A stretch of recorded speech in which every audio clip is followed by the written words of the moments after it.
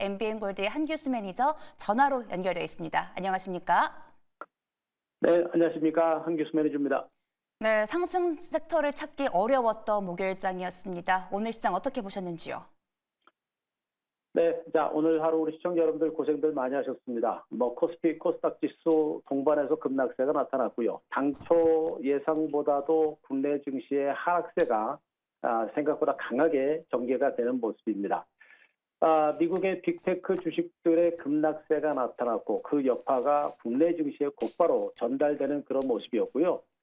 장막판의 지수 낙폭이 크게 축소가 되지 않을 정도로 반발 매수도 상당히 약하게 들어오는 상당히 부진했던 그런 하루였다라고 보시는 게 좋을 것 같습니다.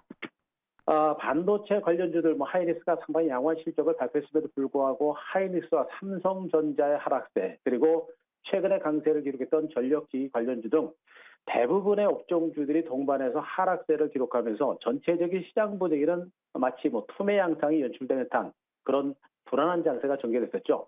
낙폭 과대했던 일부 종목들 2차전지라든가 일부 인터넷 플랫폼 관련주들이 소폭의 반등세를 기록한 것 외에는 대부분의 업종주들이 하락세를 기록하는 등 상당히 부진한 그런 하락다라고 보시면 되겠습니다. 현재 시장의 흐름, 과연 추가적인 하락세가 나올 것인가라는 부분에 대해서 포커스를 맞춰야 될 것 같은데요. 일단 전체적인 시장의 대세 하락 가능성은 높지는 않다라는 점을 먼저 강조를 드리겠습니다. 미국 증시가 특별하게 큰 악재가 있어서 밀린 것도 아닙니다. 테슬라 모터스의 실적 부진은 어느 정도 예상됐던 그런 부분들이었고요. 알파벳의 양호한 실적 등을 감안하게 되면 미국 경제가 미국 증시가 그렇게 나쁜 상태는 아닙니다. 여기다가 오늘 미국이 2분기 GDP 성장률이 발표가 됐는데 2.8% 정도 나왔습니다. 예상치를 조금 상회했고요. 인플레는 분명히 안정된 모습이 전개가 됐습니다. 이런 모든 상황들을 봤을 때 미국 증시가 여기서 추가적으로 급락할 가능성은 높지는 않은 것으로 보고 있고 그렇게 봤을 때 국내 증시 하락세는 어느 정도 진정될 가능성이 높은 것으로 판단됩니다. 다만 지수 하락세가 충분하게 진정되는 것을 확인하고 시장에 대응할 필요가 있겠다라는 점을 말씀드리겠습니다. 네, 이번 한 주 국내 증시도 그렇고 글로벌 증시도 모두 약세 흐름을 보이고 있습니다. 내일장은 어떤 전략으로 대응해 볼까요? 일단 종목들 반등이 좀 나오게 되면 일부 현금화를 좀 해두자라는 전략도 계속해서 강조를 드리고 있습니다. 내일도 마찬가지로요. 일단 투매까지 나설 만한 장세는 아닌 것으로 보고 있고 국내 증시는 미국 증시 대비 상대적으로 낙폭이 컸던 만큼 반등 가능성이 있습니다. 따라서 반등 폭 자체는 아직은 제한적이겠습니다만 소폭의 반등이 나올 때를 이용해서 일부 현금화 전략은 좀 하시는 게 좋습니다. 아직까지 시장의 방향성 자체가 정해지지 않은 상태고요. 미국의 뉴욕 증시가 워낙에 많이 오른 상태에서 조정이 막 시작되는 상태이기 때문에 물론 펀더멘탈 분석상 미국 증시가 대세 하락으로 갈 만한 장세는 아닙니다만 그러나 워낙에 많이 올랐고요. 시장의 센티멘탈이 크게 위축되게 되면 펀더멘탈이 그렇게 많이 위축되지 않은 상태에서도 증시가 밀릴 수가 있습니다. 이런 혹시 모를 그런 장세 대비해서라도 일부 현금화 전략은 어느 정도는 유지를 하시는 게 좋다라는 점을 말씀드릴 수가 있겠고요. 다만 미국 뉴욕 증시가 조금 더 밀려서 국내 증시가 내일 아침 저녁에 추가적으로 하락세를 보일 때는 단기 차원의 저가 매수도 필요하겠고요. 그리고 중장기적으로 낙폭이 컸거나 저평가된 종목에 대해서는 일부 저가 분할 매수 전략은 어느 정도 유효하다라는 전략도 말씀드리겠습니다. 일단 시장 자체가 우리가 긍정적으로 봐야 될 섹터들은 일단 조선주들과 낙폭 과대했던 2차전지 관련주들 그리고 최근 약세 장속에서 선방하고 있는 바이오 제약주 정도에 대해서 우리가 관심을 좀 갖는 것이 필요할 것 같습니다. 반도체 관련주라든가 또 전력기기 관련주라든가 그리고 최근에 많이 올랐던 종목들의 경우는 아직은 성장성이 분명히 있긴 합니다만 이미 성장성과 실적 호전이라는 재료가 많이 반영이 됐기 때문에 반등이 나오더라도 기술적 반등에 불과할 가능성이 높겠죠. 이런 측면들을 보게 되면 나머지 최근에 강세를 기록했던 반도체라든가 이런 종목들은 기술적 반등을 노린 단기 관점, 그리고 중장기 관점에서는 여전히 조선주라든가 또 바이오제약주, 2차전지 관련주 등 상대적으로 소외되고 안전한 종목에 대해서 좀 더 관심을 갖는 이런 전략이 필요할 것 같습니다. 네, 추가 하락 시에 저가 매수 관점은 유효하다라는 이야기 해주셨는데요. 저 이제 종목 리뷰 가볼 겁니다. 첫 번째 종목은 어떤 종목부터 가볼까요?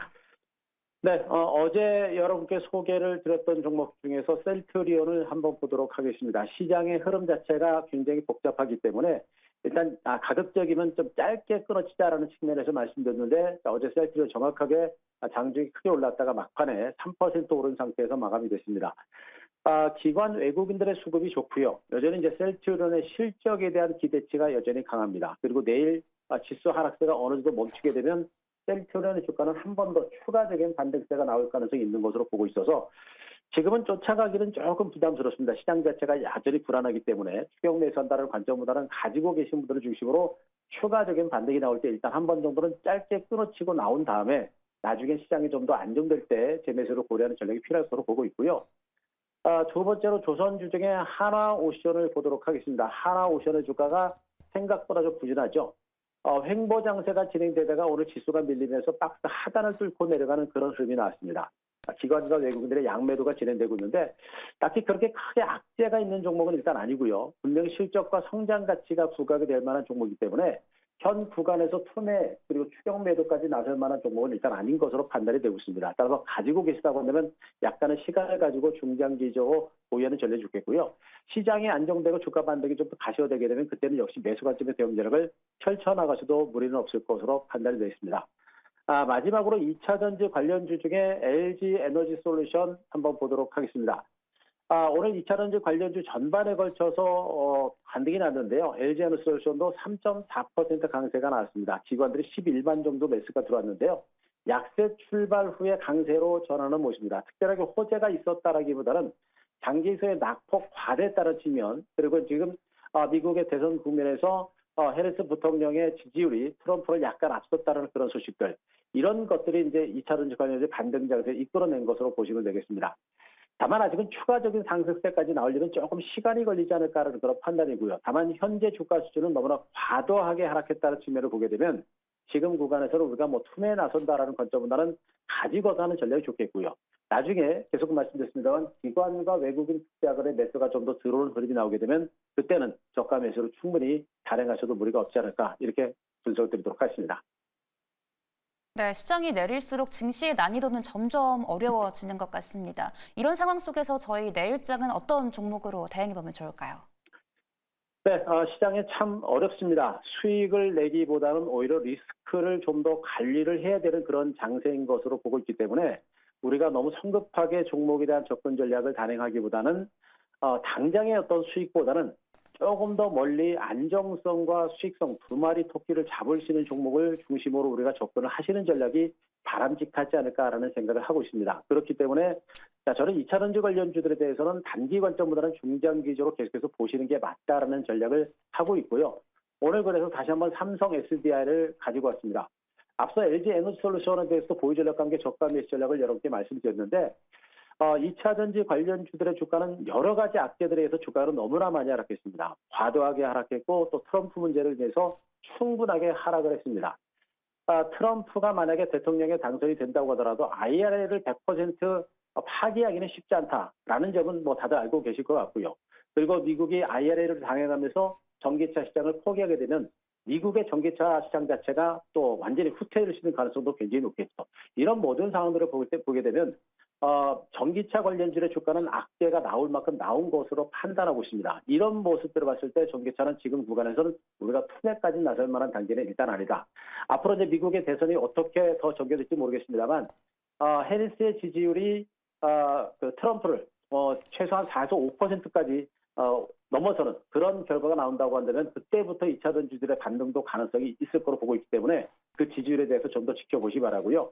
더 큰 호재는 역시 장기수의 낙폭 과대라는 겁니다. 엄청나게 긴 시간 동안 낙폭 과대했다는 측면이고 하반기를 기점으로 해가지고 이제 그 저가 고급형 전기차가 많이 출시가 되고 있죠. 그러면서 전기차 수요가 늘어날 수 있는 가능성 이런 부분들도 2차 전지에 대한 관심을 높이는 부분입니다. 여기다가 기관과 외국인들이 관심을 갖고 매집이 조금씩 유입되고 있기 때문에 우리도 시간을 가지고 한번 보실 만한 종목으로 보시면 되겠습니다. 매수 단가는 오늘 종가에서 조금 내려서 34만 3천 원 말씀드리고요. 목표가 40만 원, 손절가 31만 5천 원 제시해드리도록 하겠습니다.